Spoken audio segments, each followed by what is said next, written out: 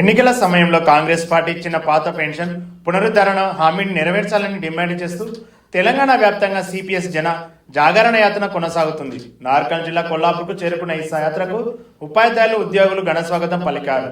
పట్టణంలో భారీ bike rally నిర్వహించి మంత్రి జూపల్లి కృష్ణారావు క్యాంప్ కార్యాలయంలో వినతి పత్రం అందజేశారు. ప్రభుత్వం ఏర్పడి 2.5 ఏళ్లైన హామీ పట్టించుకోకపోవడంపై ఓపీఎస్ రాష్ట్ర అధ్యక్షుడు గంగాపురం స్థితి ప్రజ్ఞ మండిపడ్డారు. ఆగస్టు 23 నిర్వహించబోయే చలో హైదరాబాద్ బహిరంగ సభకు భారీ ఎత్తున పాల్గొనాలని ఆయన వేడుకోవడం జరిగింది.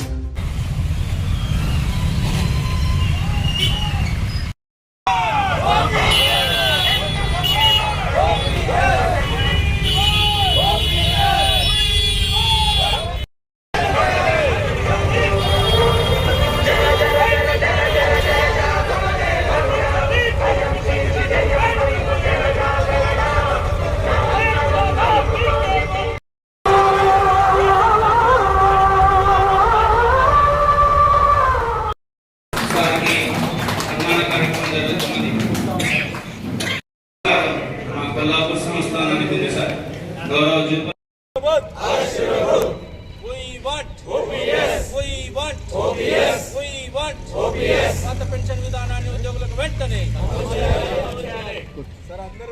తెలంగాణ రాష్ట్ర contributory pension scheme employees union రాష్ట్ర అధ్యక్షుడిని. జూలై 11న టీఎస్సీపీఎస్సీయు 33 జిల్లాలు 119 మంది శాసనసభ్యులను కలిసేందుకు గాను భద్రాద్రి సీతారామచంద్ర స్వామి వారి ఆశీస్సులతో జనజాగరణ యాత్రను మొదలుపెట్టింది.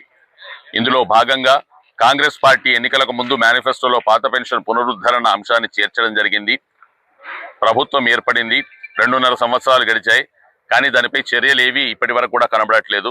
కాబట్టి ఈ 119 మంది శాసనసభ్యులకు వినతి పత్రాలు అందజేసి రాష్ట్ర ప్రభుత్వానికి రిప్రజెంట్ చేసి అతి త్వరగా పాత పెన్షన్ను వారు పునరుద్ధరించేలా చర్యలు చేపట్టాలని కోరనున్నాం. అదేవిధంగా 33 జిల్లాల్లో ఉన్న సిపిఎస్ ఉద్యోగ ఉపాధ్యాయులందరినీ కూడా చైతన్యపరచడం, 33 జిల్లాల్లో ఉన్న జాయింట్ యాక్షన్ కమిటీలోని 207 సంఘాల ప్రతినిధులను కలవడం, వారిని కూడా సిపిఎస్ రద్దు, పాత పెన్షన్ పునరుద్ధరణకై ఏకీకృతం చేయడం ఈ జనజాగరణ యాత్రలోని ముఖ్య ఉద్దేశాలు.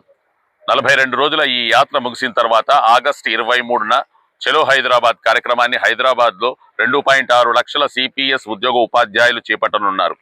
తద్వారా రాష్ట్ర ప్రభుత్వానికి పాత పెన్షన్ పునరుద్ధరణ కోసం తమ యొక్క సంకల్పాన్ని, లక్ష్యాన్ని తెలియజేసి రాష్ట్ర ప్రభుత్వం వారి మేనిఫెస్టోను గౌరవించి ప్రభుత్వ ఉద్యోగ ఉపాధ్యాయులకు సామాజిక భద్రత కల్పిస్తుందని మీ ద్వారా ఆశిస్తున్నాం.